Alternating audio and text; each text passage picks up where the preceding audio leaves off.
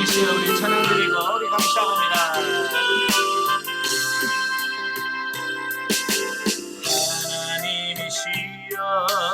하나님이시여 주는 나의 하나님이시로다.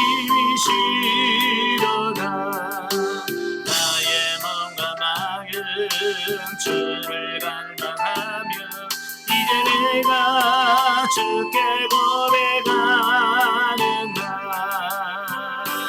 여호와는 나의 힘이요 여호와는 나의 구원이시니 내가 그를 두려워하여 여호와는 생명의 기반자시니 내 힘과 생명보다 나으며 내 힘쓰 여호와를 찬양하리. 내 평생 주를 찬양하며 그의 이름을 선들리라. 아멘. 기도하겠습니다. 은혜로우신 아버지 감사합니다. 오늘도 우리를 사랑하셔서 훈련의 시간을 허락하시고 우리 자아가 뭔지 다시 한번 깨달아 알 수 있도록 은혜 주셔서 감사합니다. 그리스도인과 자아라고 하는 강의를 할 때에 성령께서 우리 지각을 열으셔서 알게 하시고 생각나게 하시고 깨닫게 하시는 은혜가 있도록 성령님 도와주옵소서. 시종은 주님께 맡겨오며 예수님의 이름으로 감사하며 기도합나이다. 아멘. 이 시간에는 우리 그리스도인과 자아에 대한 부분을 같이 보겠습니다. 입문과정 다 교재 펴셨죠? 예. 입문과정 저 중간 후반부에 보시면 부록으로 되어 있어요. 예. 92페이지 후에 보시면 그리스도인과 자아가 나오게 되어지는데요. 자, 우리가 영성훈련을 통해서 영성을 형성해 가는 과정 속에서 이 자아라고 하는 부분을 인식하고 처리하는 것이 매우 중요하다. 어찌 보면 영성이 되냐 안 되냐라고 하는 부분은 얼마만큼 내 자아를 처리하느냐 그렇지 못하느냐에 따라서 결정된다라고 볼 수 있습니다. 자, 그런데 우리가 그렇게 자아라고 하는 말을 그렇게 많이 들어서도 정작 중요한 자아가 뭐지? 네, 자아에 대한 인식이 잘 안 되는 경우가 너무 많아요. 그래서 이번 기회를 통해서 자아라고 하는 게 뭘지? 라고 하는 자아 정립, 이게 자아가 뭔지를 정확하게 아는 귀한 시간이 되면 좋겠습니다. 자, 그럼 왜 자아를 알아야 되느냐? 왜 자아를 알아야 되냐라고 하면 여러분 전쟁을 할 때 제일 중요한 게 뭐예요? 적을 누가 적이냐? 누가 적이냐라고 하는 부분을 정확하게 아는 게 중요한 거예요. 여러분 적을 모르면 누구하고 싸워야 될지를 모르는 겁니다. 미국이 참전했지만 실패한 전쟁 중에 하나가 월남전이에요. 월남전. 자, 우리나라에서도 월남전에 참여한 군인들이 많은데 바로 이 미군들이 이 월남전에서 실패한 이유가 뭐냐면 많은 이유가 있겠습니다만은 이 월남군들이 민간인 복장을 하고 민간인처럼 행동을 하는 거예요. 그러니까 그 미군의 입장에서는 이게 진짜 적인지 민간인인지에 대한 구분이 잘 안 되는 거예요. 그래서 그런 부분에서 많이 실패할 수밖에 없었다라고 하는 이 부분을 보게 되죠. 그래서 오늘도 마찬가지예요. 우리가 영성훈련을 하면서 내가 정말 처리해야 되고 내가 싸워야 될 적이 누구냐? 바로 이 자아라고 하는 자아. 아시겠죠? 그래서 이제 이 자아라고 하는 부분을 정확하게 인식을 해야 된다라고 하는 이 부분을 보고요. 자, 이런 의미에서 우리가 자아라는 부분 한번 살펴보겠습니다. 인간이 자아를 알려면 인간의 구조를 먼저 알아야 돼요. 인간이 어떤 구조로 형성되는가. 물론 이 교단마다 인간의 구조를 이해하는 이 부분은 좀 차이가 있습니다. 합동체계냐 통합체계냐 성결교냐 뭐 이런 고신이냐에 따라서 이런 인간을 이해하는 이런 법은 약간 다를 수 있습니다만은 어쩌면 그런 부분을 떠나서 이 본문을 좀 보시면 좋겠습니다. 자, 인간이 무엇인가 바른 이해를 돕기 위해서는 인간론을 좀 더 구체적으로 생각해 보고자 한다. 인간은 자신을 하나님의 위엄과 비교해 보기 전에는 결단코 자신의 비참한 상태를 충분히 인식할 수 없다는 것을 우리는 추론할 수 있다. 그렇죠? 우리 인간이 누구냐? 인간이 어떤 존재냐라고 하는 부분은 우리 인간들끼리는 도무지 알 수가 없습니다. 그냥 사람들 놓고 비교하면 내가 너보다 키 크네? 내가 너보다 머리가 좀 좋네? IQ가 좀 낮네? 뭐 그런 것밖에 비교할 거 없어요. 그래서 인간을 알려면 우리가 하나님 앞에서 봐야 진짜 내 모습, 우리 인간의 모습을 알 수 있다라고 하는 거예요. 그래서 토마스 아퀴나스가 뭐라고 말하냐면 신 앞에 선 단독자라는 말을 써요. 이 신 앞에 선 단독자라고 하는 뭐냐? 하나님 앞에 홀로 서 봐야 진짜 내 모습이 뭔지 알 수 있다. 예, 인간은 하나님 앞에서 혼자 1대1로 하나님과 내가 1대1로 서봐야 내가 어떤 존재인지, 내가 어떤 상태인지를 정확하게 알 수 있다라고 말씀하고 있어요. 저도 해보니까 그렇더라고요. 예, 하나님 앞에 서보지 않을 때는 내가 조금 꽤 괜찮은 사람 같아. 내가 좀 괜찮은 사람 같고, 자, 그런데 하나님 앞에 서보면 그런 게 없어요. 정말 내가 죄인이구나. 사도 바울이 하나님 앞에 딱 서보니까 뭐예요? 내가 죄인 중에 개수구나. 예, 하나님 앞에 서지 않고, 예, 다메섹 도상에서 예수님을 만나기 전에는 사도 바울 꽤 자기 잘난 사람이거든요. 똑똑한 사람이에요. 자, 그런데 예수님 앞에 딱 서보니까, 예? 누구십니까? 나는 네가 박해하는 예수다. 그 한마디에 하나님 앞에 딱 서보니까 자기가 얼마나 형편없는 존재라는 걸 인식하게 돼요. 그래서 디모데에게 뭐라고 그래요? 나는 전에는 핍박자요, 포용자요, 박해자요. 예? 나는 죄인 중에 괴수였다라고 고백을 하잖아요. 우리도 여러분도 하나님 앞에 서 봐야만 진짜 내가 어떤 존재를 인식할 수 있습니다. 그러므로 우리는 다양한 인간론의 학설을 종합해서 이해하면서 성경이 말하고 있는 영성적인 인간이 무엇인가를 살펴보아야 한다.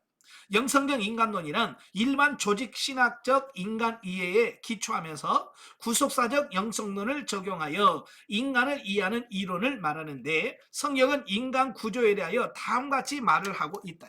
이 성경에서는 인간에 대해서 뭐라고 말하냐면, 몸은 죽여도 영혼은 능히 죽이지 못하는 자를 두려워하지 말고 오직 몸과 영혼을 능히 지옥에 멸하는 자를 두려워해라. 마태복음 10장 28절.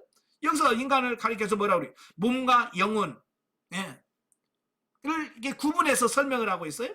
또 로마서 8장 10절이면 그리스도께서 너희 안에 계시면 몸은 죄로 인하여 죽은 것이나 영은 의로 인하여 산 것이라.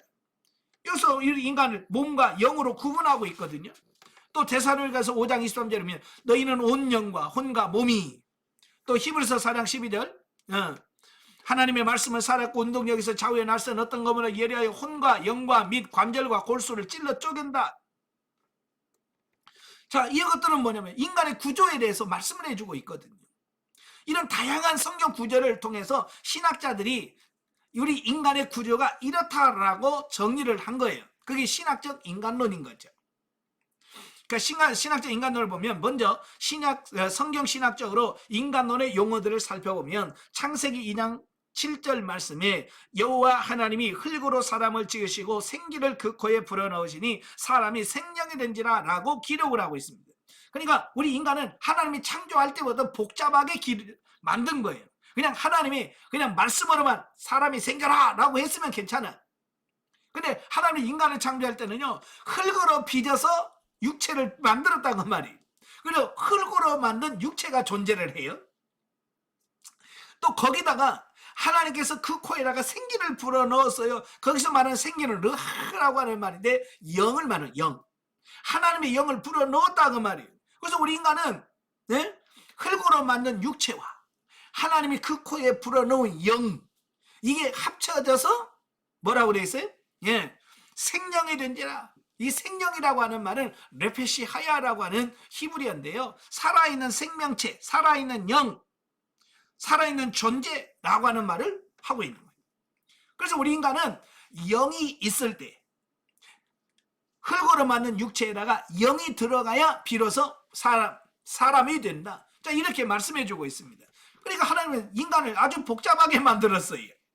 네, 그래서 인간을 이해한다는 게 그렇게 쉬운 문제가 아닌 거예요. 그냥 영으로만 됐으면 인간은 영이야, 그럼 쉬운데, 그냥 흙으로만 됐으면 사람은 흙으로 만들어서 라고 하면 되는데, 그다 영을 불어넣으시고 이게 합쳐져서 사람이 되니까 좀 힘든 거죠.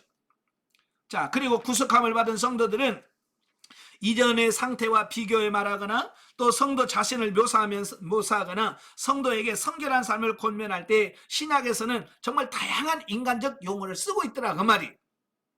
고린도서 7장 34절에는 몸과 영, 고린도서 7장 20절에는 육과 영, 또 데살로니가서 5장 23절에는 영과 혼과 몸, 고린도서 4장 16절에는 겉사람, 에베소 3장 16절은 속사람, 또 에베소 4장 22절 24절은 옛사람과 새사람, 골로새서 3장 9절 10절에는 옛사람 새사람.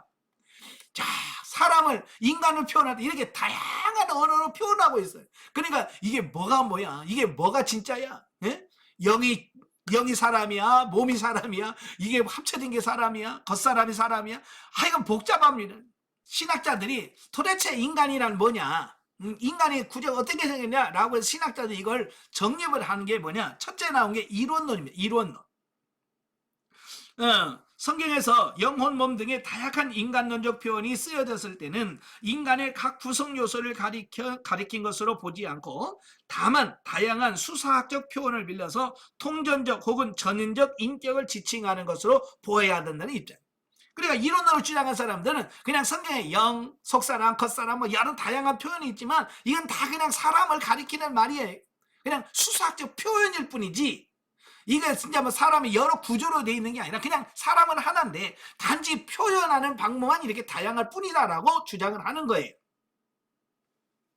자, 어쩌면 인간을 단순하게 보니까 참 좋긴 해요.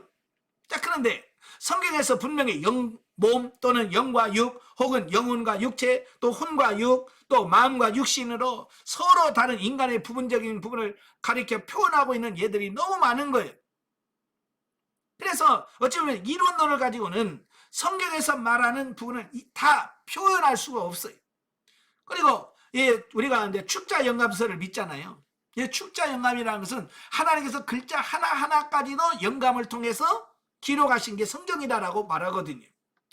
그러니까 성령께서 몸, 영, 혼, 영혼 뭐 이렇게 표현한 이유가 있을 거 아니에요.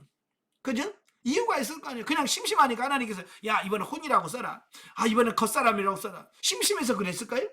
아니에요. 분명히 거기서 새사람, 헌사람, 옛사람 뭐 이렇게 말하는 데 이유가 있다고 그 말이에요. 그래서 그 이유를 이 이론론 가지고는 설명이 안 돼요. 그래서 나온 게 이분설입니다. 이분설. 이분설은 어찌 보면 우리나라에서 가장 많이 받아들이고 있는 설 중에 하나입니다만은, 자, 인간은 인간의 본질적 구성 요소를 가진 존재로서 몸과 혼 또는 영으로 구성되어 있다는 입장입니다. 이 주장은 전통적인 개혁주의 의학자들이 가지고 있는 견해죠. 이 신학적 입장에는 혼과 영은 개념상 서로 교환할 수 있는 단어로 본다. 그러나 양자는 성경의 용례로 볼 때 거의 대부분의 경우에서 서로 명백한 개념 차이를 보고 있다라고 하는 사실이에요. 그러니까 이분설에도 약간의 또 견해 차이가 있어요. 그러니까 이분설은 우리 인간의 구조를 뭐로 보냐면 물질계와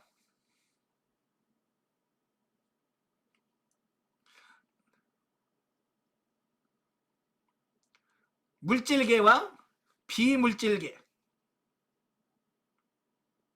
자, 인간을 이렇게 구성이 됐다라고 이렇게 보는 거예요. 그래서 물질계는 우리가 잘 아는 몸, 그 다음에 비물질계는 혼과 영.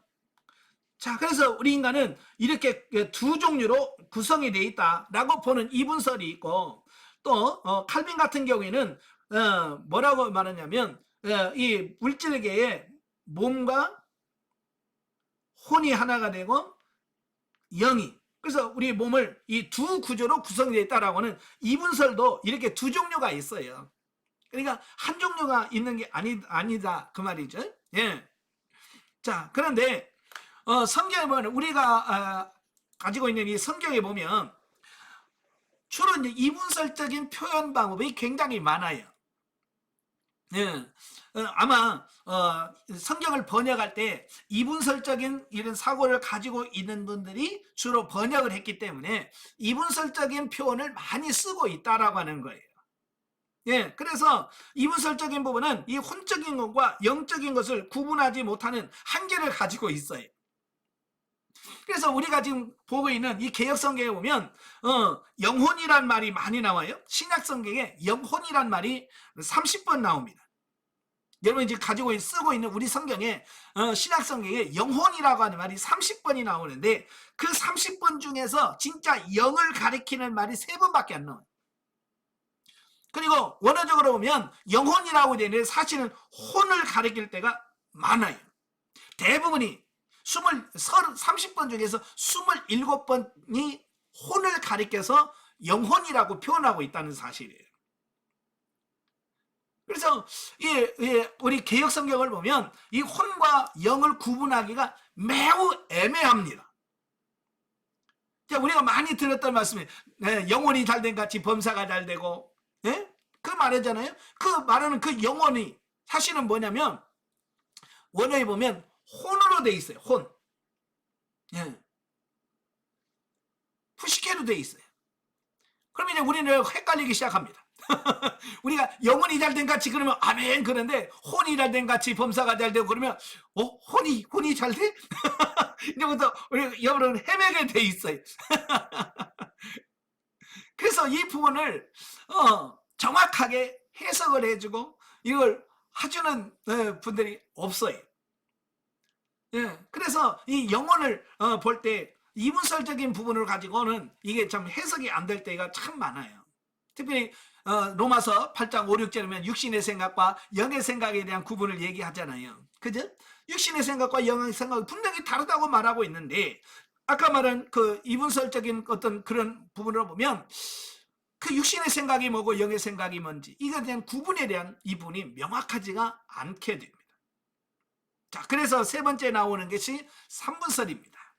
자, 삼분설은 인간의 본질적인 구성 요소를 가진 존재로서 영과 혼과 몸을 가진 존재로 하나님이 인간을 만드셨다라고 하는 겁니다.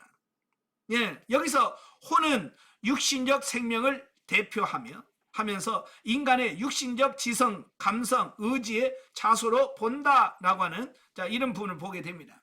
그래서 인문과제적으로 살펴봤죠. 자, 우리 인간의 구조를 보면 자, 영과 혼과 몸으로 이렇게 구성이 되어 있다라고 보는 거죠. 예. 그래서 이 혼은 심리적 작용을 하게 되고 영은 영적 작용을 하게 되고 자, 우리 몸은 생리적 작용을 한다. 예.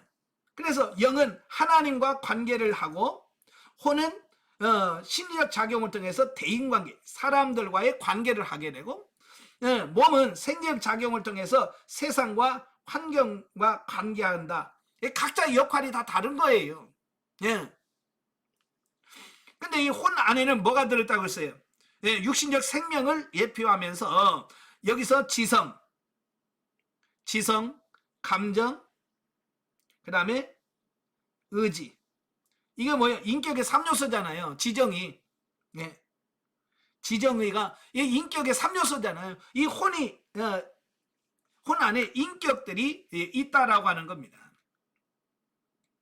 자, 이런 견해는 하나님의 깊은 교제를 추구하였던 여러 영향력이 있는 성경 연구가들과 경건 운동의 지도자들이 즐겨 따르는 견해다. 예.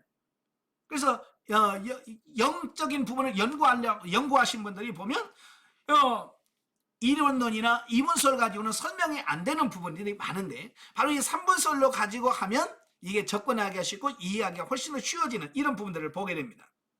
예, 그래서 사람이 죽으면 영은 육체를 떠나 존재하고 중생한 성도의 영은 하나님과 깊은 교제를 나누는 부분이며 하나님의 뜻을 깨닫고 순종하고자 하는 성향을 가진다라고 하는 겁니다. 예, 그래서 영은 하나님과 관계를 맺는 설명을 드렸죠. 예. 자, 넘겨서 4번 전인적이며 다중적인 인간론. 그러니까 또 어떤 분은 3분설뿐만 아니라 다중적이다. 어떤 분은 6가지로 구성되어 있다라고도 합니다. 4가지, 6가지로 구분되어 있다라고 이렇게 합니다. 그러니까 인간은 이걸 통해서 뭘 말하냐면 아주 복잡한 존재다. 예, 인간은 그렇게 한마디로 정리할 수 있는 존재가 아니다라고 하는 부분을 여기서 말씀해주고 있습니다. 자, 그러면 이제 우리가 이제 이론론, 이분설, 삼분설 하지만 영성적으로 인간을 어떻게 볼 거냐라고 하는 게 더 중요합니다. 그래서 8페이지 중간, 8페이지 중간에 보면 이 영성적 인간론, 자, 영성훈련을 하고 있는 우리들은 인간을 어떻게 이해할 것이냐라고 하는 부분입니다. 자, 전통적으로 조직 신학에서 인간론을 말할 때 인간의 원시 상태의 무죄한 상태의 인간과 타락 후 인간에 대한 죄의 영향에 대하여 중점적으로 다루며 추가로 언약 안에 있는 인간론을 다룬다. 그러나 이러한 교회학적 인간론 취급은 인간이란 무엇인가에 대한 교리적 접근에서는 적절할 수 있겠으나 그리스도인의 영성적 삶의 문제를 다루는 데 있어서는 너무나 단편적이고 분석적인 지식에 멈춰버리고 많은 아쉬움을 주는 것이 사실이다. 그렇죠? 바로 이론론, 이론론, 삼분설 연구한다고 영적으로 새로워진 거 있습니까? 네, 이거 배운다고 해서 믿음이 커집니까? 네, 그렇지 않아요. 네. 그래서 우리가 영성적 인간론을 이해하려면 첫째, 삼위일체 하나님의 구속사 안에서의 인간을 이해해야 된다라는 거예요. 그리스도인의 영성이 형성되는 거룩한 생활은 인간론적 용어들과 직접적인 관계가 있습니다.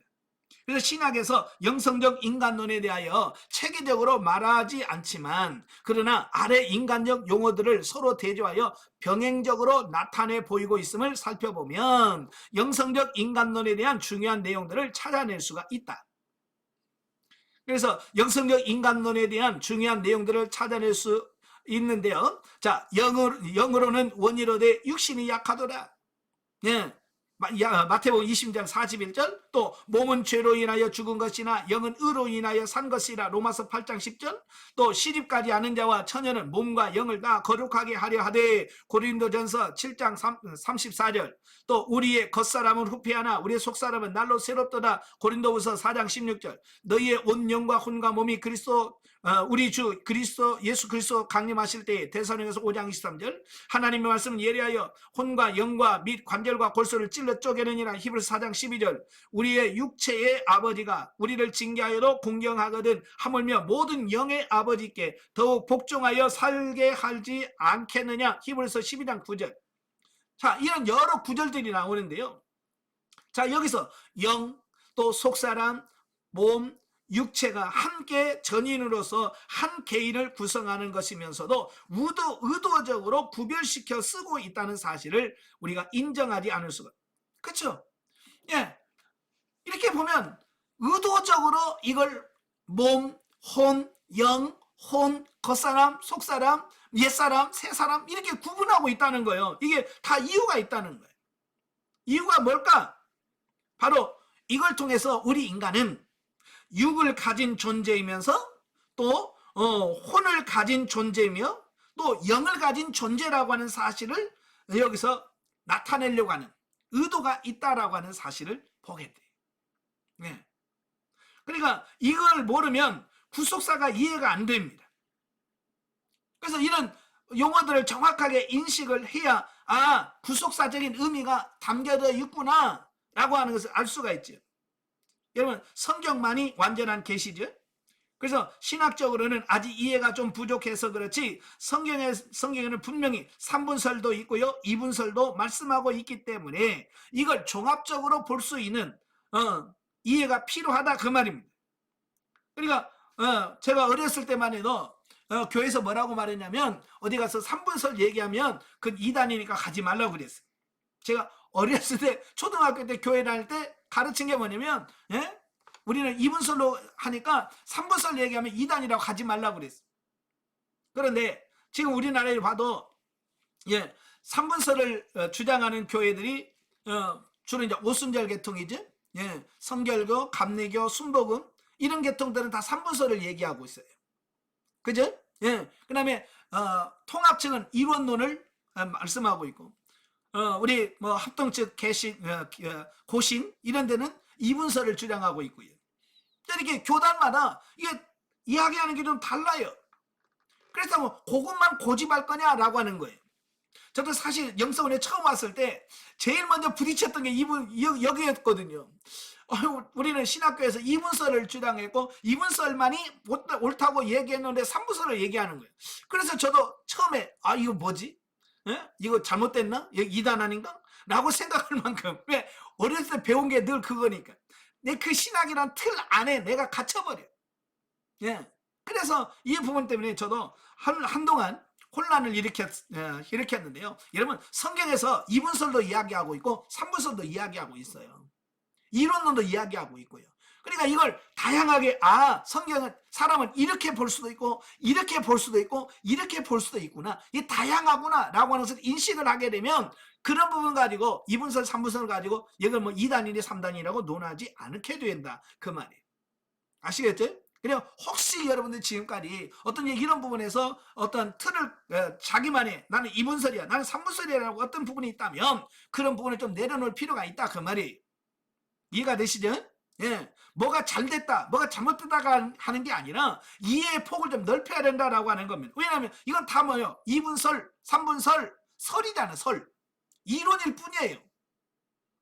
근데 그 이론을 가지고 마치 성경인 것처럼 이야기하면 안 되고, 예? 성경은 완벽한 거예요. 완전한 계신 거예요. 그래서 이걸 종합적으로 이해해야 된다라고 하는 말씀인 거예요. 그리고 거듭난 성도의 영은 성령의 도우심으로 변화된 자신의 신분을 인지하며 자신과 하나님과 깊은 사정을 알게 되므로 하나님께 기도하고 예배를 통하여 신령한 교제를 나눌 수 있는 기능을 한다는 사실을 성경은 가르치고 있다라고 하는 겁니다. 예.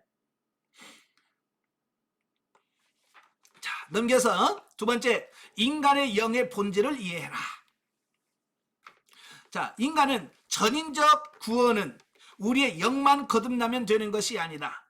전인적으로 인격과 온 몸이 구원을 받아야 한다. 이걸 우리가 전인 구원이라는 표현을 쓰잖아요. 그죠? 예, 우리가 구원을 받는데 전인 구원, 전인이란 말은 영만 구원이 아니라 영도 구원받아야 되고 혼도 구원받아야 되고 몸도 구원을 받아야 된다라고 말씀하고 있는 겁니다. 자, 그런데 인간이 내가 예수 그리스도를 믿습니다 라고 성령으로 거듭나는 순간 우리는 뭐예요? 영의 구원이 이루어지고 우리가 거듭나고 새 사람이 됩니다. 그죠? 예수를 믿는 순간, 영접하는 순간 우리는요 거듭나고 이제 새 사람이 됩니다. 그러나 중요한 것은 뭐예요? 우리 육신은 여전히 옛사람, 옛성품 그걸 그대로 가지고 있다는 사실이에요. 그렇잖아요. 그냥 예수 믿는다고 해서 그냥 그 순간 확 바뀌는 게 아니고 우리의 영은 구원받지만 아직 혼과 몸은 구원받지 못한 어떤 이런 옛사람으로 그대로 남아있다라고 하는 어떤 이런 부분들을 보게 됩니다. 그래서 이 신앙생활하면서 이 거듭난 영과 그렇지 않은 혼과 갈등이 생겨지게 되고요. 신앙생활에서 많은 갈등을 하고 있는 이 부분이 보게 되는 거죠. 제가 전도사 때 제가 성가대 주일을 했었거든요. 성가대 주일을 하면 오전 예배를 끝나고 대부분 막 바쁘잖아요. 교사들도 성가대원 중에는 교사도 있고 막 있어요. 그러니까 진짜 그 연습하는 시간이 빠듯해요. 그래서 제가 늘 하는 게 뭐냐면 예배 끝나자마자 바로 성가대 연습합니다. 맨날 네, 빨리 연습해야 되니까 가지 말고 예배 끝나자마자 바로 연습입니다. 그런데요, 오전 예배가 딱 끝나면 남자 성도들이요, 뭐 약속이라는 듯이 줄줄이 쭉 나가요. 네. 처음에 이분들이 왜 나가지? 이게 왜 나가나? 그래서 나중에 한번 따라가 봤더니 뭐 하냐면 예배 끝나자마자 남자 성가 대원 중에서 남자 집사님들이 줄줄이 나가더니 한 골목 쫙 돌아가더라고요.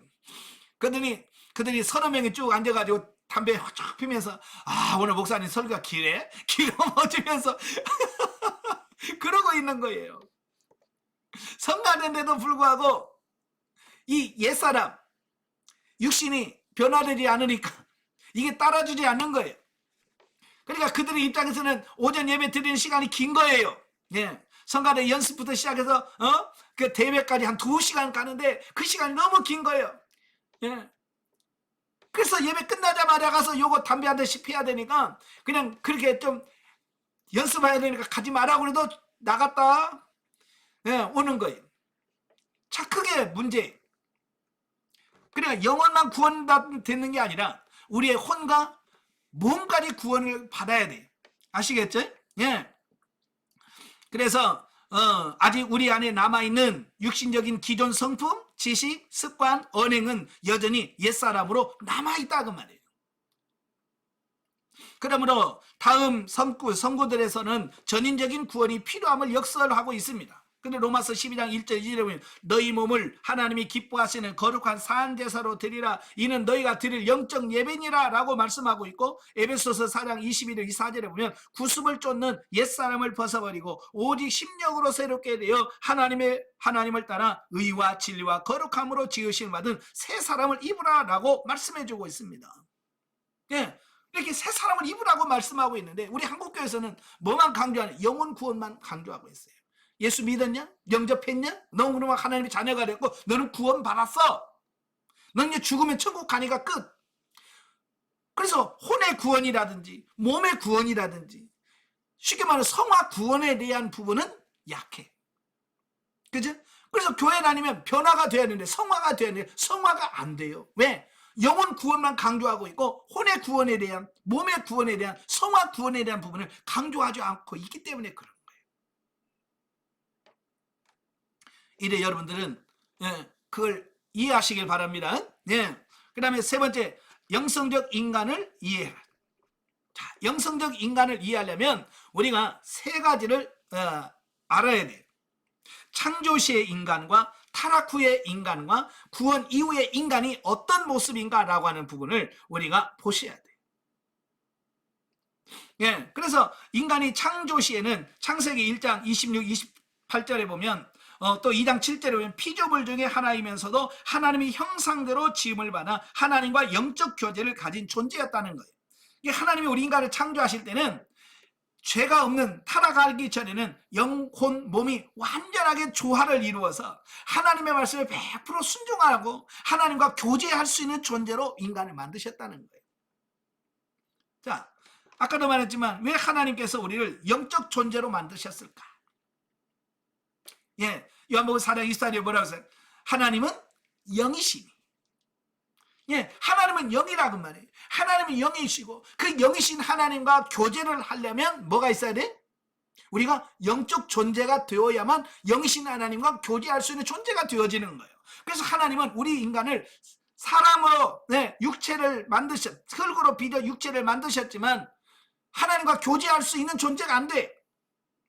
그래서 하나님은 흙으로 만든 육체에다가 하나님의 영을 불어넣으심으로 영을 가진 인간만이 하나님과 교제할 수 있는 존재로 만드셨다 그 말이에요. 아시겠죠? 그래서 영으로 영적 존재를 만드신 이유는 하나님과 교제하도록 하기 위해서. 여러분 뭐 개나 고양이가 하나님과 교제했다는 말 들어보셨어요? 개가 기도합니까? 고양이가 기도를 해요? 못합니다. 안 해요. 왜? 할 수가 없습니다. 영적인 존재만이 영이신 하나님과 교제할 수 있는 거지 영적 존재가 아니면 하나님과 교제할 수가 없는 거예요. 자, 그 창조시 인간 그대로만 있으면 얼마나 문제가 없죠. 그런데 인간이 타락한다 그 말이에요. 자, 아까 그림을 봤죠? 이게 창조시 인간이에요. 영과 혼과 몸을 가진, 그래서 영혼 몸 전체가 하나님이 기뻐하시고 하나님의 뜻하신 대로 순종해가는 이런 삶이 되는 겁니다. 일단은 아무 문제가 없어요. 또 우리 중심에 자유의지라고 하는 걸 주셨죠. 그래서 스스로가 결정, 판단해서 하나님의 뜻대로 순종할 수 있는 이런 삶으로 살다 가는 것이 하나님의 뜻인 거예요. 근데 문제는 뭐냐? 타락한 이유가 문제라고 말이에요. 타락한 이유. 보시면 타락한 이유는, 자, 타락한 후 범죄한 인간의 영은 하나님과의 생명력의 관계가 단절되면서 하나님과 교제할 수 없는 영적으로 죽은 자가 되었다라고 하는 겁니다. 보세요. 영은 하나님과 교제하면서 관계를 맺으면서 이게 살아갈 수 있는데, 죄가 들어옴으로 이 관계가 뭐 한다고 그래? 단절. 하나님과 영의 관계가 단절되는 거예요. 이걸 뭐라고 그래? 죽음 또는 사망. 네, 우리 인간이 죽어 사망한 거예요. 하나님 관계가 단절된 걸 말하는. 그래서 우리는 영적으로 죽은 자가 되어요. 그러다 보니까 이 자유의지가 깨지고 중간에 자라고 하는, 자가 우리의 삶의 중심의 자리를 차지하고 있게 되는 거예요. 타락한 이후의 문제가 바로 이건 거예요.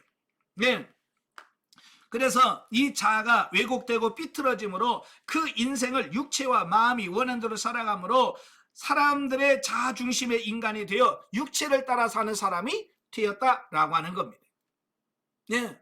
그러니까 우리 인간은 타락 전에 영 중심의 삶이었는데, 이 범죄하고 영이 죽음으로 인해서 이제는 그 중심에 영이 중심이 아니라 자아가 중심이 되어서 육신을 따라 사는 삶이 되었다라고 하는 겁니다. 그래서 영이 죽으니까 우리는 남아있는 게 뭐겠어요? 혼과 몸만 남아있잖아요. 그죠? 그래서 이 혼과 몸이 이끄는 그 생명을 비오스라고 그래요. 비오스. 육적 생명. 육적 생명은 다른 말로 말하면 짐승, 동물과 같은 삶을 말해요. 그래서 창세기 6장 3절에 보면 하나님의 신이 우리가 함께 할 수 있어서 우리가 왜 육체가 되었다. 그 육체가 되었다라고 하는 말은 뭐예요? 짐승과 동물과 같은 삶을 살아가는 그 삶을 말한다 그 말이에요. 우리 인간이 그런 삶을 살아가게 돼. 그러면 이제 우리는 구원도 없잖아요. 그래서 하나님께서는 예수 그리스도를 보내시고 우리의 죄 문제를 해결해 주셔서 3번 구원 이후의 인간. 구원 이후의 인간은 영혼은 거듭나서 구원받고 육체는 은사를 받아서 권능을 입고, 그러나 자아가 그리스도의 십자가의 죽으심을 통하여 죽게 되고 새로워진 자아를 가진 새 사람으로 살아가게 되어지는 이런 부분들을 보게 되어집니다. 그래서 우리가 구원을 받게 되면 이 중심에 있던 이 자아가 십자가에서 죽어야 돼. 자아가 죽어야 돼. 그래서 영 중심 또는 예수 그리스도 중심이 와야, 이게 바로 우리가 영성 훈련을 통해서 소망하고 꿈꾸는 삶이 바로 영 중심의 삶, 그리스도 중심의 삶이 되어져 가는 겁니다.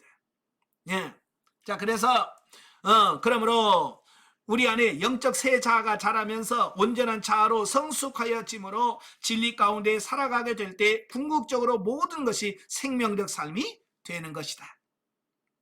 자, 로마서 8장 13절에서 너희가 육신대로 살면 반드시 죽을 것이로되 영으로서 몸의 행실을 죽이면 살리니, 이 말씀은 아주 심각한 말씀. 저와 여러분들이 육신에 대해서 육신대로 살면 반드시 죽을 것이로되 영으로서 몸의 행실을 죽이면 산다라고 하는 부분이에요. 그래서 사도 바울은 고린도후서 4장 16절 말씀에 겉사람은 후패하나 속사람은 날로 새롭다다 라고 말하면서 나중에 고린도후서 5장 1절부터 5절에 보면 몸의 죽음을 이 장막집이 무너지면 이라고 말하면서 고린도후서 5장 2절 4절에 우리가 탄식하는 것은 벗고자 함이 아니요 오직 덧입고자 함이라. 오직 죽고 썩을 것이 생명의 삼킨 바 되게 하려 함이라 라고 말씀하고 있습니다. 성령 안에서 영을 쫓아 살면 죽고 썩을 것이 생명의 삼킨 바 된다라고 하는 것이다. 그러므로 우리는 인간론을 바르게 이해해야 된다라고 하는 겁니다. 그러니까 자아가 중심되었던 삶에서 이제는 성령이 중심이 되고 영이 중심이 되고 예수 그리스도가 중심이 되어야 된다. 바로 이 영성은 바로 거기에 관심을 갖고 초점을 맞추는 것이다 라고 하는 겁니다. 그리스도 안에서 변화되어 새로운 신분에 합당한 삶을 우리 살아가기 위해서 성숙하려면 어떻게 해야 할 것인가? 거듭난 우리 그리스도인들은 온 몸의 주체가 성령이 되어 우리의 육신을 다스려야 된다라고 하는 겁니다.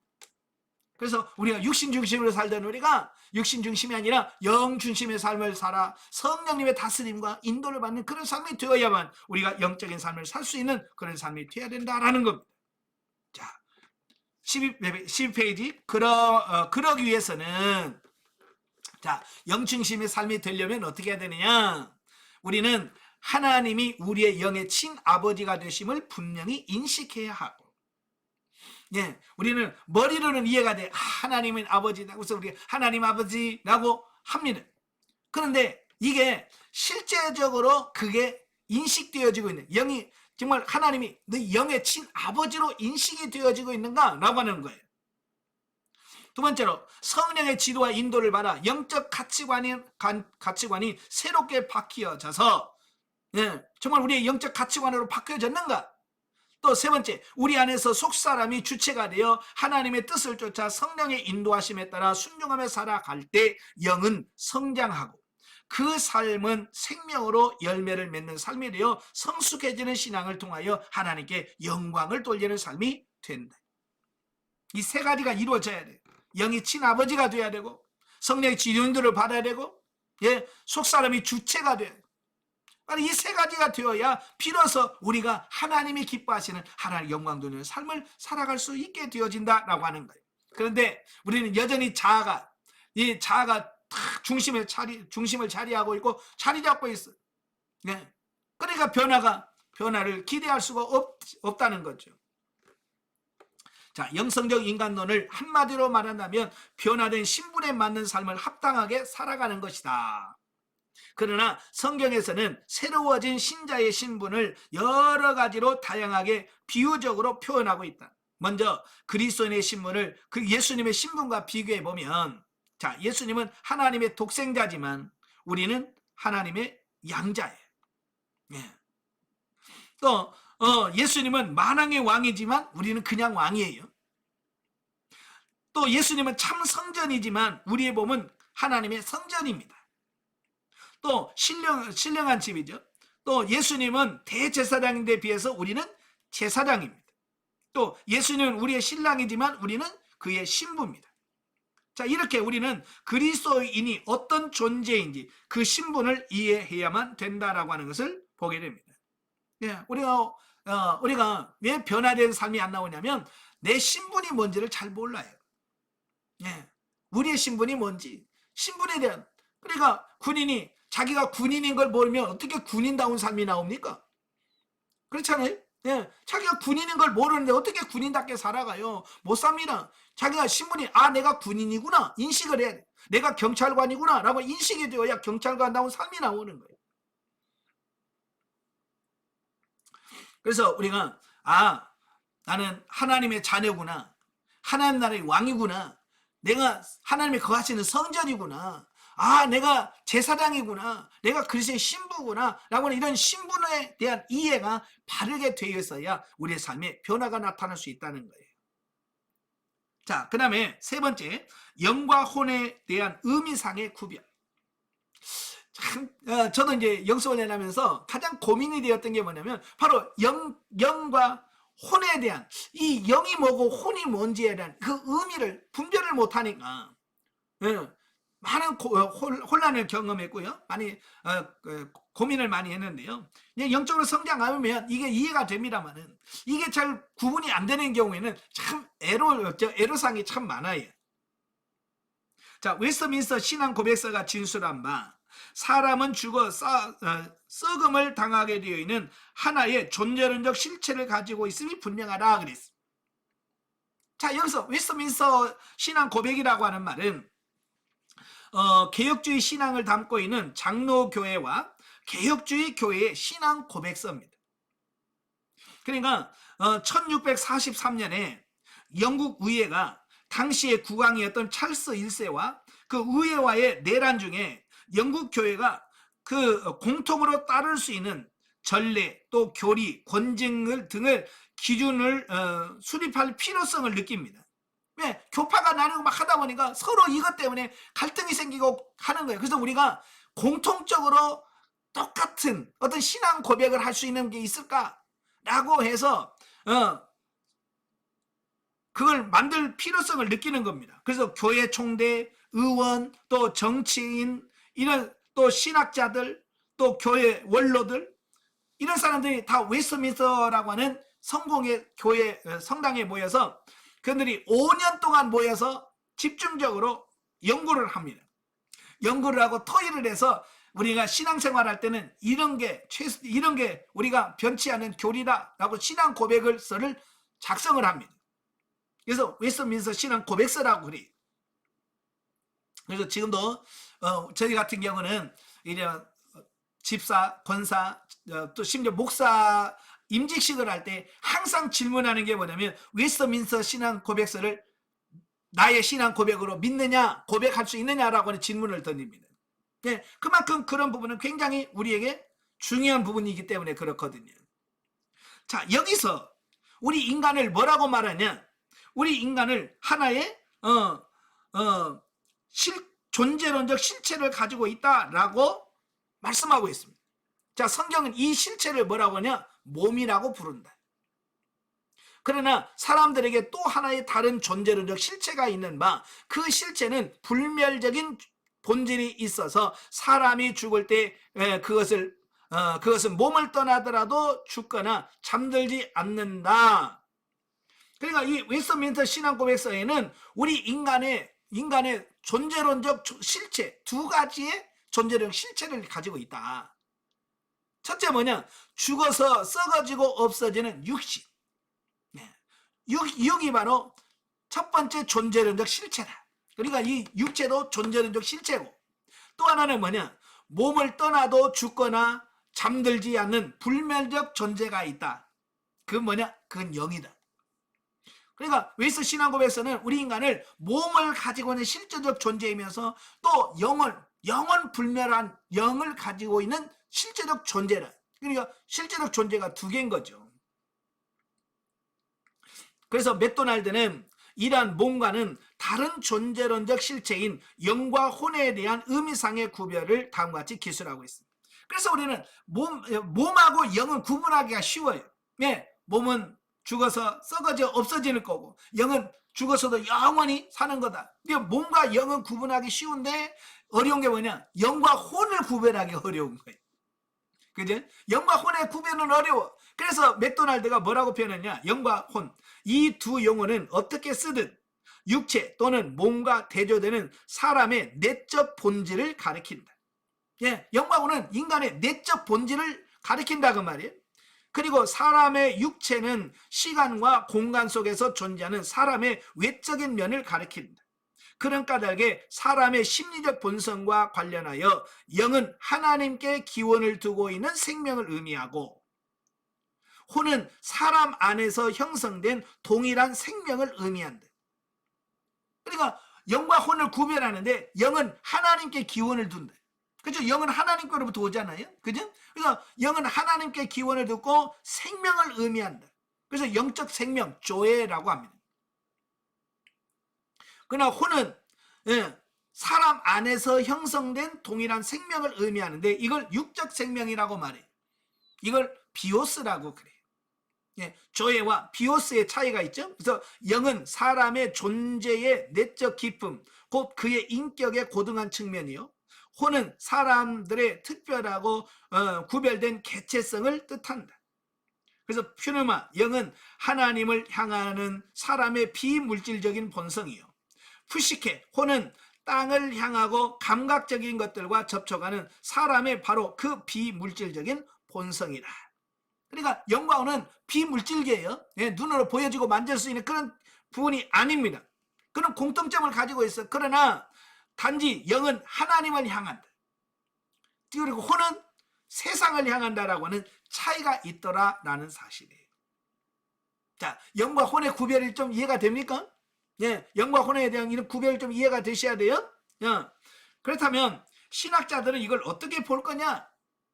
이제 신학자의 대표적인 분이 칼 바르트하고 칼빈이라고 볼 수 있겠죠. 먼저 바르트는 뭐라고 인간을 이해하느냐? 사람이 본질적으로 창조주의 영과 관계하는 인격적 존재라면 그 사람은 존재의 어떤 구조를 가지고 있을까? 이 질문은 신학적 인간학의 조직적 체계 안에서 설명되는 내용이다. 또한 이 질문은 인간을 이분법이나 삼분법으로 설명하려는 시도에 해당된다. 그러나 인간의 존재는 결코 이분법이나 삼분설로 체계화시켜서 구분할 수 있는 존재가 아니다라고 하는 겁니다. 그러니까 이 바르트는 우리 인간을 이분설이나 삼불설, 인간의 구조를 설명할 수는 있어도 실제로 구분할 수는 없는 그런 존재다라고 말씀을 하고 있는 겁니다. 그래서 인간의 구조를 생각하는 이유는 인간이 창조주와 관계할 때 불가피하게 대두되는 질문이기 때문인데, 인간이 창조주의 영과 과연 어떤 구조에서 만나느냐 하는 것이다. 그래서 인간의 존재 구조에 대한 체계적인 해답이 필요할 뿐이다. 여기에 대하여 나름대로 해답을 주는 신학은 칼 바르트 신학이라고 할 수 있다. 바르트는 이 문제를 그의 저서 교회 교의학 3.2권에 다루고 있다. 사실 바르트가 인간의 구조를 오직 참된 인간인 예수 그리스도에게서 찾으려고 했던 신학적 시도는 확실히 정당하다고 믿어진다. 창조주가 피조물의 형태로 오신 예수 그리스도야말로 우리가 인간의 참다운 본질과 구조를 알 수 있는 유일한 잣대가 되기 때문이다 라고 하는 겁니다. 그러니까 이 칼바르트 신학의 핵심이 뭐냐면, 이 칼바르트의 신학은 모든 게 기독론이야. 예수 그리스도를 통해서 어떻게 되어지는 모든 걸 예수 그리스도를 통해서 해결하려고 하는 거거든요. 그래서 모든 것이 예수 그리스도를 통해서만이 온전히 이해할 수 있다라고 보는 것이 칼바르트 신학인데, 그래서 칼바르트의 특이한 점은 인간의 참된 실체성은 인간이 스스로 규정하는 데 있는 것이 아니라 오직 예수 그리스도를 통해서 제대로 알 수 있다라고 본다. 인간을 알려면 우린 예수 그리스도를 통해서만 참된 인간이 어떤 존재인가를 이해할 수 있다라고 말한다는 거예요. 그는 오직 기독론에서 인간학이 나올 수 있다고 본다. 예수가 누구인가에 대한 기독론에서 인간이 과연 누구인가라고 하는 인간론의 이해를 전개시키는데, 그는 예수의 영과 육의 문제를 먼저 생각한다. 이때 여기서 말하는 혼은 세레, 육은 레이브, 정신 혹은 영을 가이스트로 사용합니다. 이건 독일어거든요. 그러나 신약에서는 유감스럽게도 예수의 영과 육에 대하여 자세하게 언급되어 있지 않다. 그럼에도 불구하고 예수는 통일된 전인, 즉 육적인 영 혹은 영적인 육으로 간주한다는 데 바르트는 주목하고 있다. 그럼 바르트가 왜 이렇게 보냐? 그 이유는 신약 성경에서 예수에 대하여 묘사하고 있는 부분이 많지만 육적인 것과 영적인 것이 서로 대립되거나 육적인 것으로부터 영적인 것이 독립해 있는 금욕적인 면을 찾아볼 수가 없다라는 겁니다. 우리 인간은 영과 육을 갈등을 한다 그 말이에요. 그죠?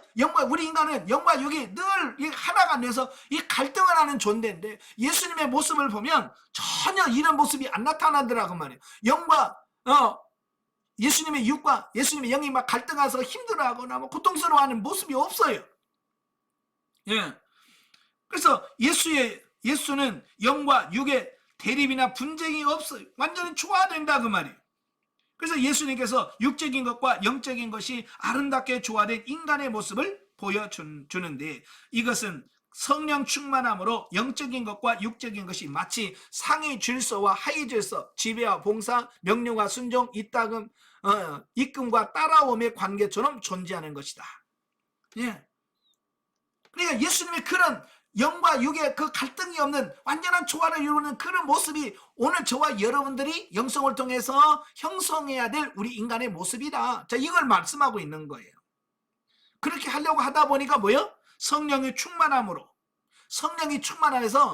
영적인 것과 육적인 것이 마치 상위 질서와 하위 질서, 이게 딱 질서를 잡혀서 이게 영이 육신을 탁 지배하면, 그죠? 이 질서가 잡히면 이게 갈등이 없어진다는 거예요. 아시겠죠? 자, 세상에도 그래요. 세상에서도 상위 질서가 딱 잡히면 거기에 갈등이 없어. 그냥 위에서는 명령하면 밑에 따라주면 돼. 근데 이제 그게 질서가 잘 잡히지 않으면 거기서 혼란이 일어나게 되고, 질서가 무너지는 거거든요. 그래서 예수는 하나님의 아들과 말씀이며 성령이 예수에게 기인함, 성령의 충만함으로 그가 실존할 수 있었다. 그래서 예수님은 영과 육이 의미 있게 조화된 전인인 것이다. 그러니까 예수님은 육신을 가지고 있으면서도 죄가 없어요. 네. 왜냐? 우리는 이런 조화가 안 돼. 영과 육이 조화가 안 돼서 서로 갈등하고, 네? 자, 그런데 예수님은 완벽하게 이걸, 네? 완벽하게 조화가 되어 있기 때문에 거기서 죄가 없으실 수밖에 없다는 겁니다. 바르트는 여기서 예수를 이렇게 영과 육이 조화된 참 인간이면서 동시에 하나님 자신으로 전제하면서 일반적인 인간의 구조에 대해서도 관계적 유추로 설명합니다. 여기서 관계적 유추라고 하는 말은 예수님께서 그렇게 사셨다면 우리도 그렇게 살 수 있겠다라고 하는 결론으로 유추해낼 수 있다라고 하는 얘기입니다. 아시겠죠? 육신을 가지고는 예수님이 그렇게 사셨어. 범죄하지 않고요. 온전하게 죄가 없이 사셨단 말이에요. 예수님이. 그렇다면 우리도 변화되면 그렇게 살 수 있겠구나 라고 하는 결론까지 가게 된다 그 말이에요. 즉 일반적인 인간도 정신에 의하여 이런 존재가 될 수 있다는 것이다. 바르트에게서는 정신이고 성령이라는 말과 동일하게 사용됩니다. 인간이 정신을 가지는 것이 아니라 정신이 인간을 가지는 것이다. 즉 인간은 하나님의 영으로 인하여 주체 혹은 하나의 물질적인 유기체의 형태와 생명, 즉 육의 혼이다. 자, 바르트가 여기서 혼과 육이라는 두 개의 요소를 말하고 있는데요. 이 두 개의 요소는 엄격히 구분되지만 나눌 수 없는 하나다. 그러니까 이 혼과 육이라고 하는 것은 우리가 구분은 할 수 있지만 이걸 따로 어디까지가 육이고 어디까지 혼이다라고 하는 것을 이렇게 구분할 수가 없다는 얘기예요.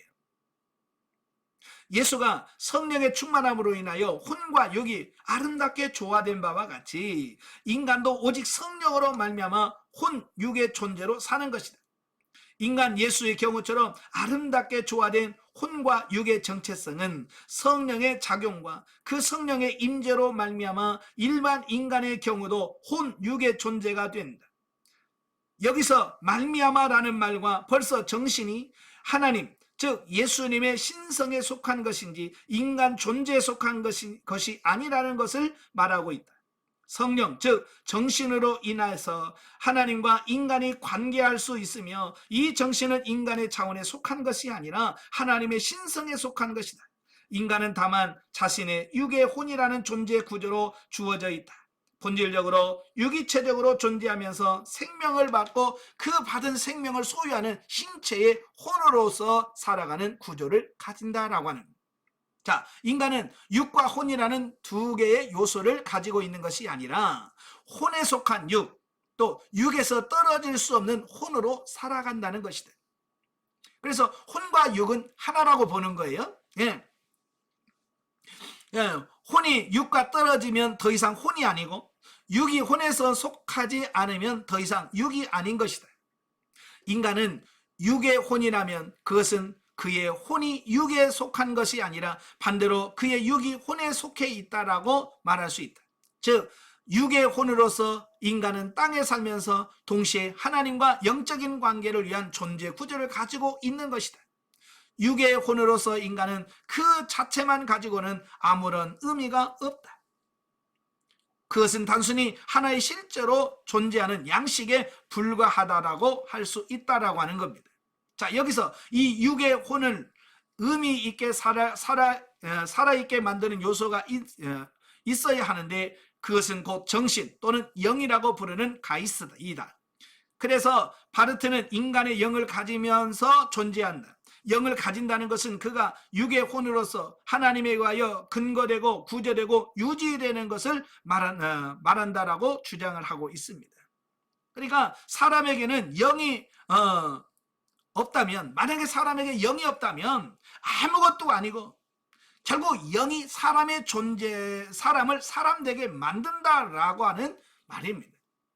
네, 그러니까 사람이 사람 되게 하는 그 기준이 뭐냐? 영이 있느냐 없느냐라고 하는 부분이다 볼 수 있는 거예요. 자, 제가 쉬운 예로 이런 거예요. 여러분이 살아 있을 때 비행기를 타면 뭐 이코노미석 그걸 타잖아요. 사람들이 타는 곳에 탑니다. 근데 만약에 여러분이 해외 여행 갔다가 거기서 죽었어요. 이제 시체로 돌아옵니다. 어디에 타고 옵니까? 죽으면 어디 타고 와요? 네, 올 때는 죽으면 화물칸에 타고 와요. 분명히 같은 육체야, 같은 몸이에요. 근데 영이 있을 때는 이코노미석에 타든지 아니면 VIP석에 타든지 그래요. 그러나 죽으면 거기 못 타요. 화물칸에 탄다. 그게 뭐냐? 사람이 사람 되게 하는 것은 이 육이 아니라 영이라 그 말이에요. 아시겠죠? 그러니까 칼빈이 지금 그걸 얘기하고 있는 거예요. 영이 결국 사람을 사람 되게 하는 것이다. 자, 여기서 영을 가진다고 하는 말은 영이 사람에게 선천적으로 이미 주어져 있다는 존재 개념이 아니라 영이란 본질적으로 하나님에게 속한 것이고 그것이 인간에게 임한다는 의미를 가지고 있다. 즉 영의 임자는 인간이 아니라 하나님이다. 그래서 영 창조설, 하나님이 인간의 영을 창조해서 우리 육체에다가 넣어주는 거예요. 아시겠죠? 그래서 영은 창조설이거든요. 그래서 영의 임자는 내가 아니고요, 하나님인 거예요. 자, 인간이 영을 가지고 있다는 것은 하나님이 인간을 위하여 거기 있다는 말이고, 인간이 호흡하고 사는 매 순간을 사실상 하나님의 은혜로 살아간다라고 하는 것을 증명해 준다라고 하는 겁니다. 또한 그것은 육의 혼으로서의 인간이 영에 의해서만 전인이 된다는 근본 원리와 영으로 인해 인간이 스스로 주체가 된다라고 하는 것을 말해주는 것이다. 우리 인간의 중심은 영이 중심이 된다, 그 얘기예요. 자, 영을 가진다고 하는 것은 인간이 살 수 있다, 또 살아있다, 또 살아갈 수 있다라고 하는 것을 말해준다. 쉽게 말하면 영이 없다는 말은 인간은 살 수 없다는 얘기가 됩니다. 자, 영이란 인간에게 육을 육답게 하는 영으로 혹은 혼에 속한 육으로 만드는 존재로서 이것이 없이는 곧 인간의 죽음을 의미한다. 그렇죠? 영이 없다는 말은 죽었다라고 하는 죽음을 의미한다, 그 얘기예요. 그래서 영은 불멸하지만 인간은 죽는 존재다. 인간이 사는 것은 곧 영으로 인해 사는 것이다. 영은 하나님의 창조적인 행위로서 인간의 혼을 생으로 일깨우지만 그렇다고 혼과 동일시될 수는 없는 것이다. 예. 그래서 인간이 사는 것은 영으로 사는 거예요. 영이 떠나면 죽는 거예요. 예. 그렇다고 혼과 영이 같냐? 아니에요. 분명히 혼과 영은 근본적으로 다르대. 아까 말했죠. 영은 하나님께로 오죠. 혼은 어디서 옵니까? 예? 영과 몸이 만나면서 혼이 생겨나게 되는 거거든요. 그래서 바르트는 혼은 영의 도움으로 빌어서 하나님과 관계하는 주체가 될 수 있으며 그래서 영혼이 된다라고 말합니다. 그는 인간을 영혼으로 규정하면서도 영과 혼과 영과의 차이를 구분했습니다. 네, 바르트도 분명히 영과 혼이 서로 다르다, 같이 있지만 서로 다른 존재라고 바르트가 말했다, 그 말이에요. 즉 혼은 그 자체로는 그 어떤 본질도 아니며 스스로를 위하여 존재할 수 없다. 자, 여기서 중요한 건 뭐냐면 육은 혼 없이 존재할 수 없어요. 그죠? 육은 혼이 존재할 수 없고요. 또 혼은 육과 결합할 때만 존재할 수 있다는 겁니다. 그런데 문제는 영은 독자적으로 존재한다는 사실이에요. 예. 오직 육과 결합하여 신체가 됨으로 비로소 존재하는데 그러면서도 육은 혼에 의하여 존재합니다. 그러나 정신은 혼과 달리 육을 필요로 하지 않는다라고 하는 거예요. 영은 육과 떨어져서 혼과 떨어져도 또 다른 사람이, 그래서 사도 바울이 이걸 겉사람 속사람이라고 표현하는 이유가 영은 혼자로서 독자적인 존재라는 거예요. 영은 그죠? 그래서 육인 우리가 죽잖아요. 죽어서 혼과 몸은 썩어져 없어져도 영은 온전한 사람으로 따로 존재하는 거예요. 바르트가 지금 말하려고 하는 게 바로 이런 거예요. 영은 신적인 행위 또는 창조자의 은혜로운 행위로 하나님이 세상을 필요로 하는 것처럼 육을 필요로 하지 않는다. 오히려 반대로 세상이 하나님을 필요로 하듯이 육이 혼과 영을 필요로 한다. 왜냐하면 육신이 존재하려면, 살아있으려면 혼이 있어야 되고 영이 필요해요. 예, 그래서 혼이나 영이 없으면 육은 살 수가 없어. 그래서 육신이 영과 혼을 필요로 한다 그 말이에요. 그래서 육신이 제일 무서워하는 게 뭐냐면 죽음인 거예요. 죽음이라는 게 뭐 영과 혼이 떠나는 걸 말하잖아요. 그래서 히브리서 2장 15절이면 사람은 죽는다라고 하는 것에 너무 두려워. 그래서 종의 노예가 돼. 강도들이나 이런 사람들이 와서 제일 먼저 하는 말이 뭐예요? 꼼짝마, 움직이면 죽인다. 그러잖아요. 그럼 어떻게 해요? 알았어요. 죽이시려니까 꼼짝 않고 있는 거예요. 그만큼 사람은 죽음의 종로를 하는 거예요. 예, 육신이라고 하는 것은 영이 떠난다? 그럼 죽는 거거든요. 그래서 제일 육이 무서워하는 게 영이 떠나는 거거든요. 자, 영이 없으면 혼, 육은 하나의 신체로 머문다.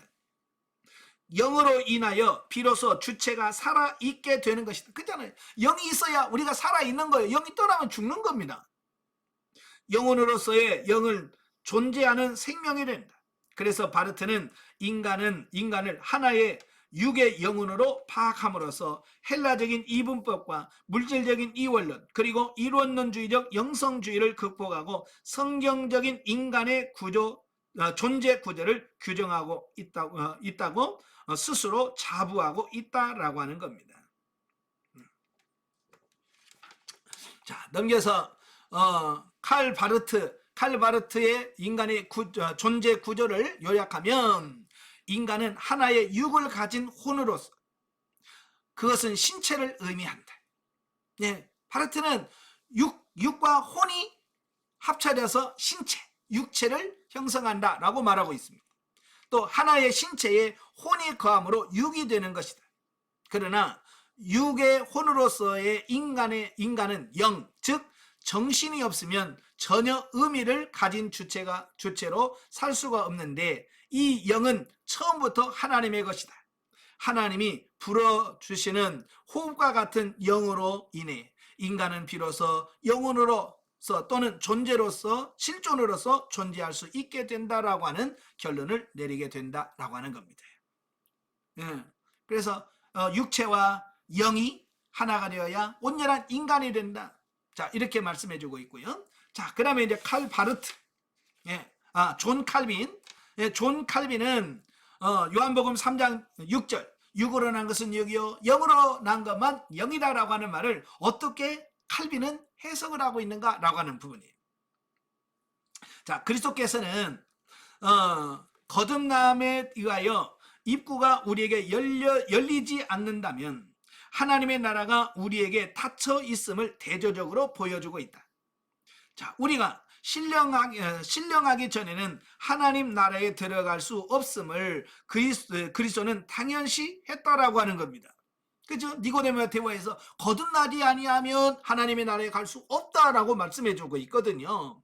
예. 그래서 우리가 신령하게 된, 거듭난다는 거죠. 영에 속하기 전에는 우리가 절대로 하나님 나라에 들어갈 수 없다라고 말합니다. 그러나 우리는 모태에서부터 육에 대한 것 외에는 아무것도 가지고 온 것이 없다라는 겁니다. 그러므로 우리는 나면서부터 하늘의 생명을 박탈당하고 죽음의 노예가 된 채 하나님의 나라에서 추방된 상태에서 있음을 알 수 있다. 이 말이 무슨 말이냐면, 우리 인간은 태어날 때 거듭나서 태어난다? 맞아요, 틀려요? 아니에요. 우리 인간은 태어날 때 영이 죽어 있는 상태로 태어난다 그 말이에요. 그죠? 예. 우리 인간은 거듭나서 태어나는 게 아니라 죽어서 태어나요. 그러다가 어느 순간에 성령의 능력으로 저와 여러분들이 예수 그리스도를 영접함으로 이래 영이 거듭나잖아요. 그죠? 예. 바로 그런 거예요. 자, 뿐만 아니라 그리스도께서 사람은 모두가 육신뿐이기 때문에 전 인류가 갇혀 있다라고 본 것이 분명하다. 여기서 육은 몸만이 아닌 혼을, 그리고 혼의 각 부분을 뜻한다. 그리고 아까 설명드렸죠. 칼빈은 그 육신은 몸과 혼을 합쳐서, 이걸 합쳐서 육이라고 표현한다 그 말이에요. 카톨릭 신학자들은 어리석게도 육을 그들의 유욕적 또는 관능적이라고 부르는 부분을 국한시키고 있다. 그렇다면 그리스도께서 우리에게 중생의 즉 두 번째 거듭남이 필요하다라고 말씀하신 것은 사리에 맞지 않는 부적당한 것이 될 것이다. 왜냐하면 카톨릭 교도들의 말대로 한다면 우리의 일부분이 썩은 것이기 때문이다. 그러나 육이 건전한 것에 비교하여 부패한 것을 대조시킨 것처럼 성령의 대조되는 말로 쓰였다면, 그리고 곧은 것에 대한 굽은 것을, 거룩한 것에 대한 더러워진 것을, 순결한 것을 비추어 오염된 것을 대조하는 것이라면 우리는 인간의 본성 전체가 한마디로 정죄되어 있음을 결론 지을 수 있을 것이다. 자, 이 말이 무슨 말이냐면 카톨릭에서는 인간의 전적 부패, 전적 타락에 대한 부분을 안 받아들입니다. 그러니까 우리 인간은 조금 부분적으로 오염됐다, 부분적으로 범죄하고 오염됐다라고 생각하는 거예요. 그래서 그 오염된 부분만 조금만 바꾸면 우리는 온전한 사람이 될 수 있다라고 본다 그 말이에요. 근데 칼빈은 아니라 우리 인간은 인간의 모든 영역이 다 죄로 오염됐고 타락해서 전적으로 타락됐다. 그래서 인간의 육으로는 도무지 하나님의 뜻을 행할 수 없다. 그래서 전적 무능이라는 거예요. 예, 전적 부패, 전적 타락, 전적 무능이라고 칼빈은 이야기하고 있는 겁니다. 그러므로 그리스도께서는 우리의 이해와 사고가 육적이기 때문에 타락되어 있어 부패되어 있다라고 말합니다. 예, 우리 인간은 전적으로 타락한 거예요. 6번 본능적 기능으로서의 오성과 의지. 자, 우리는 지금 부득불 이런 식의 교설에서 다소 떠나지 않으면 안 되게 되는데, 그 이유는 철학자들은 타락에 대한 형벌에서 오는 인간성의 부패를 모르고 사람이 전혀 대립되는 두 상태를 부당하게 혼돈하고 있기 때문이다. 그러므로 우리는 인간의 영혼이 두 부분, 곧 오성과 의지로 되어 있다는 것을 주장하기로 하자. 실로 이 부분은 현재 우리의 목적에 편리한 것이다. 그리고 오성이 하는 일은 대상을 식별하여 대상을 각기 시인하든가 시인하지 않든가 하는 것이다. 한편 의지가 하는 일은 오성이 선이라고 인정하는 것을 선택하며 추구하고 오성이 부인하는 것을 거절하며 피하는 것이다. 우리는 여기서 믿음 그 자체에는 활동이 없고 그것은 선택에 의하여 움직여진다라고는 아리스토텔레스의 그 사소한 논의에 붙들리지 않도록 힘써야 한다. 그는 이 선택을 욕구적 오성이라고 불렀다. 무익한 존재에 말려들지 않기 위해서는 우리는 오성을 말하자면 영혼의 지도자요, 지배자이며, 의지는 오성의 명령을 항상 의지하며 자신의 욕망에 있어서 오성의 판단을 받을 준비가 되어 있다는 것을 아는 것으로 만족하자. 예. 참, 여러분 쉬워요, 어려워요? 참 이렇게 철학적으로 얘기하면 어려워요. 그런데 이걸 어렵다고 아이고 안 해, 그러면 이해가 안 되겠죠. 어려워도 어때요? 반복해서 읽고 또 읽어보다 보면 이 말이 그 말이구나 라고 이해가 되어진다 그 말이에요. 예. 저도 이 강의할 때마다 늘 이걸 해야 되나 말아야 되나 고민을 하게 되는 거예요. 왜? 강의 듣는 여러분 다 졸고 앉아있거든요. 이게 무슨 말이에요? 못 알아먹거든요. 그래도 어떻게 해야 돼요? 계속 해야 돼. 언제까지? 이해될 때까지. 그러니까 여러분들이 강의 끝나고도 또 한번 들어보고 또 한번 읽어보고 자꾸 하다 보면 이 말이 그 말이구나 라고 이해가 된다고 말이에요. 저도 이 교재를 읽으면서 이게 도대체 뭔 얘기야, 무슨 얘기를 하고 있는 거야, 처음에는 이해가 안 되더라고요. 근데 한 번 읽고 두 번 읽고 자꾸 읽다 보니까 이 말이 그 말이구나 라고 이해가 되더라고요. 그러니까 여러분도 포기하지 말고 이해가 안 되면 이해될 때까지 반복해서 한번 읽어보세요. 아시겠죠? 예. 우리는 다른 곳에서 오성의 의지의 방향을 얼마나 확고하게 지배하는가를 보게 될 것이다. 여기서는 다만 이 두 기능 중 어느 하나에도 관계가 없는 힘이 영혼 안에는 없다는 것을 말하고 싶을 뿐이다. 이렇게 함으로써 우리의 감각을 오성에 포함시킨다. 한편 철학자들은 이를 구별하여 감각은 쾌락을 바라고 오성은 선을 추구한다고 한다. 여기서 감각적 욕구는 과도한 욕망 또는 정욕이 되고 오성의 경향은 의지가 된다고 한다. 그러나 나는 저들이 좋아하는 욕구라는 말 대신에 보다 흔히 쓰이는 의지라는 말을 사용하기로 하겠다. 네. 자, 이렇게 우리가 철학적인 용어를 하다 보니까 좀 어려운 부분도 있어요. 예, 그러나 자꾸 읽다 보면 이 부분에서 우리가 이해할 수 있게 되어지는 거예요. 자, 그래서 오늘은 여기까지 하고요. 자, 다음 주에는 7번 창조 때부터 물려받은 우리의 긍정적인 기업부터 시작할 거예요. 그러니까 다음 주 오늘 들었던 말씀 한번 쭉 읽어보시고 다음 주에 또 들을 말씀도 한번 쭉 읽어보시고 오시면 훨씬 더 이해가 쉬울 겁니다. 예, 예습과 복습 철저히 잘 하시면 좋을 것 같아요. 예, 기도하겠습니다. 은혜로우신 아버지 감사합니다. 오늘도 우리 자아에 대한 부분을 말씀합니다. 칼 바르트의 말이나 그 칼빈을 통해서 주어진 말씀들을 잘 보면 정말로 우리가 이해가 쉬운데 우리가 지식이 부족해서 잘 이해되지 않는 부분들이 많습니다. 하나님께서 우리의 지혜를 더하여 주시고 지혜를 주사 깨달아지게 하시고 알게 하시고 또 그 말씀대로 사라져지는 우리가 될 수 있도록 성령님 도와주시옵소서. 예수님의 이름으로 감사하며 기도합나이다. 아멘. 하나님께 돌립니다.